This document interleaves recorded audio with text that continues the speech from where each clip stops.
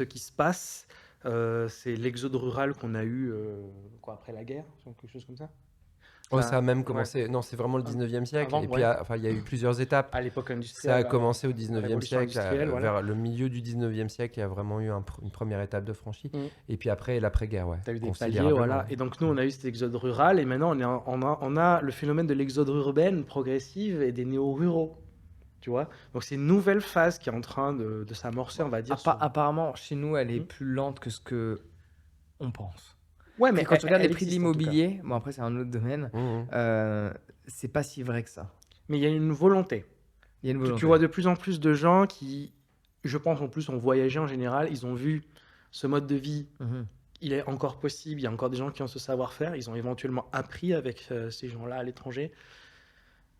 Et il y en a qui n'ont pas voyagé aussi, hein, et qui veulent revenir à cette valeur ancestrale de liaison à la nature. On vit, on cultive ce qu'on mange, on est Après, il y a il y proche a du il y a producteur. il y a une Oui. différence phénoménale et d'ailleurs vu que tu connais mieux, en histoire et même l'histoire de France que moi, ça serait intéressant, je sais pas si tu aurais cette info, mais aujourd'hui, je sais pas si c'était le cas avant, il y a une différence phénoménale entre la campagne française et la campagne asiatique. Ah oui. La campagne française, pour ainsi dire, je parle pas forcément des villages abandonnés, hein, je parle juste, tu vois, même des endroits qui sont pas abandonnés, mais c'est vide. Ah bah Alors oui, moi oui. j'apprécie, c'est pour ça que j'ai acheté un domaine là-bas et que, tu vois, le silence et on fait des événements où on loue Airbnb, ceci, tu vois? Les gens sont très contents d'arriver dans un lieu aussi silencieux, mais la campagne française, c'est vide, c'est silencieux. En Asie, Mmh. les campagnes, donc les gens qui vivent proches de la nature, ils vivent proches d'autres humains.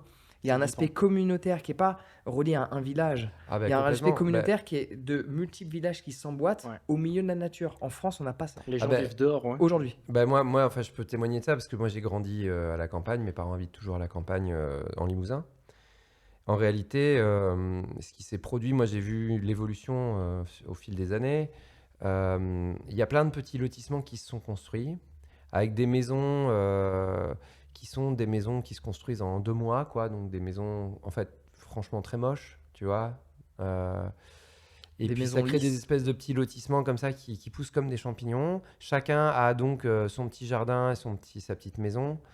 Euh, mais moi, l'impression que j'ai, c'est que c'est du prêt à vivre et il n'y a pas d'esprit. Mm. C'est-à-dire qu'on est aux antipodes de ce que vous me décrivez dans vos pays asiatiques là, que vous avez visités. Là, il y a tout sauf de l'esprit, il y a tout sauf le temple. Non, non, chacun est dans son petit monde. Et puis voilà. Alors après, en fait, il faudrait regarder parce qu'évidemment qu'il y a quand même du voisinage, il y a sûrement évidemment de l'entraide, etc. Mais l'impression qu'on a, c'est de quelque chose d'un peu triste. Ça respire pas les Oui. couleurs, ça respire pas le mélange, voilà, et puis même l'esprit de la famille. En fait, je crois que c'est aussi même anthropologiquement, nos sociétés en fait ont complètement, enfin, en tout cas, ouais, non, mais je veux dire, si c'est vrai, quoi. Je veux dire, la famille telle qu'elle existait autrefois en France, en Occident, ce modèle-là a complètement disparu. Les familles sont atomisées, les enfants vivent plus chez les parents.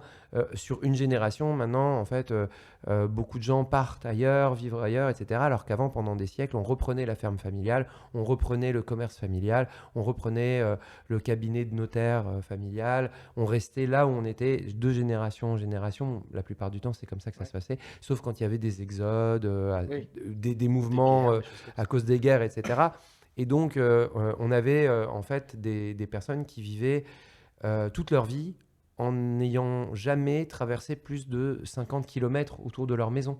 Des gens qui, entre leur naissance et l'âge de 70, 80, 90 ans, n'étaient jamais allés au-delà de 50 km.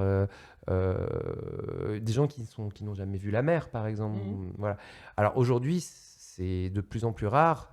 Même les nouvelles générations, même peut-être que ça va... Enfin, ce modèle-là va complètement disparaître. Pour le meilleur ou pour le pire, ça reste à voir en fait. Hein. Ouais. Mais C'est de l'avenir. ce qu'on remarque, c'est que c'est des grands changements de civilisation en fait. Ouais. Tu vois, c'est des grands changements anthropologiques. Et il y a du bon certainement dans le fait aussi de découvrir d'autres univers. La possibilité de voyager, c'est quand même extraordinaire.